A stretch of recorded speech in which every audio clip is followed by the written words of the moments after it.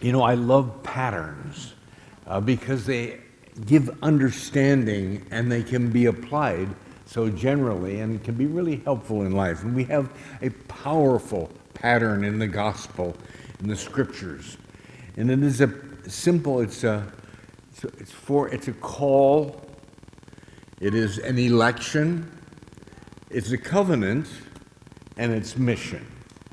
And each of us in our individual lives are called to this wonderful pattern, and what God says of Jesus, God says of each of us.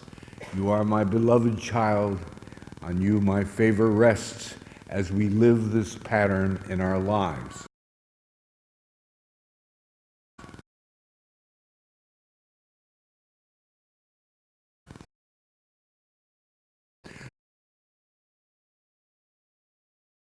So let's reflect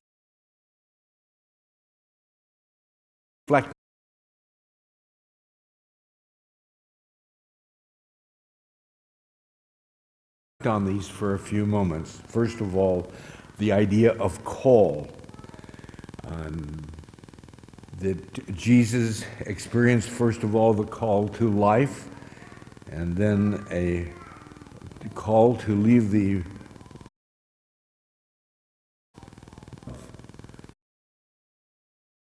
which created me to which you have been called.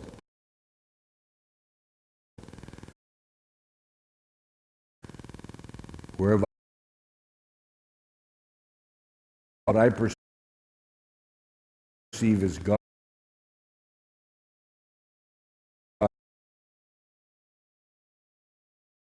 God's invitation, forsaking all others. Call.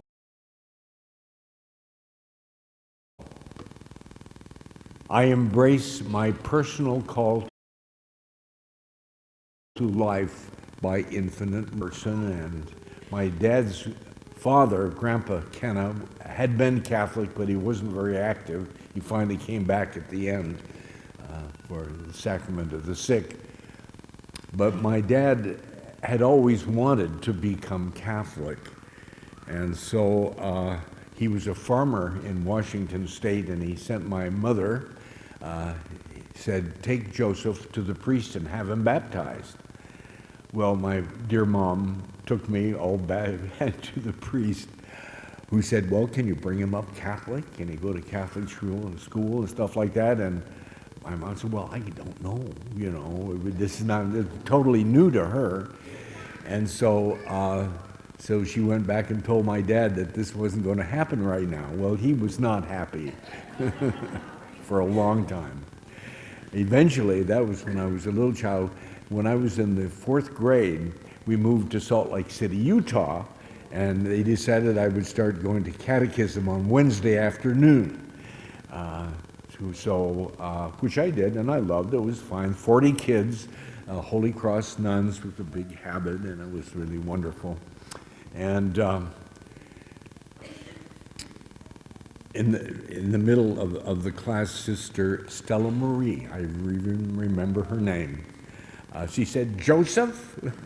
I stood up, and she said, okay, what does holy mean? And in all innocence, I said, with holes. That's what I knew. She said, oh, no. Now, first of all, Joseph, you've been baptized, haven't you? Well, at that moment, I felt in the back of my neck a hot feeling that I realized that I had not been baptized, but that wasn't the question she was asking. So I could have lied, but I didn't. I said, no. Well, her face dropped. She, that afternoon, called my parents, and I was baptized the next Saturday. So, But this is, each of us has stories, faith stories of ourselves, and to connect with them and to realize that these are who we are. And this is our covenant with God. And we celebrate that covenant. I celebrate the memorial events of my covenant with love.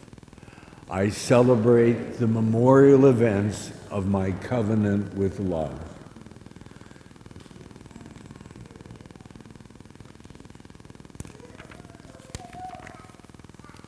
And finally, then, of course, is mission. Jesus, after his baptism, went into the desert and then took off for his tremendous mission in the world, to save the world. He flew out of that desert to change human history forever. He had a passion, which was flowered by this divine mission. The exciting thing is that this pattern can be seen as relating to each of us in our lives. This morning, we might ask ourselves, what is the pattern of my mission in life? And the fact is, we're not called to be potted plants.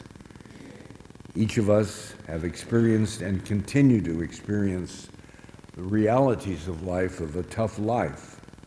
And life is simply not fair. And the tendency is to continue the process of injustice. People. But our mission is that it stops with me. It stops with me. I am not part of this. I have a different mission. I'm on mission from God, divine love, to do things in a different way, which is based on faith, on hope, and on love. As Jesus poured his life out for the oppressed, injured, and downtrodden,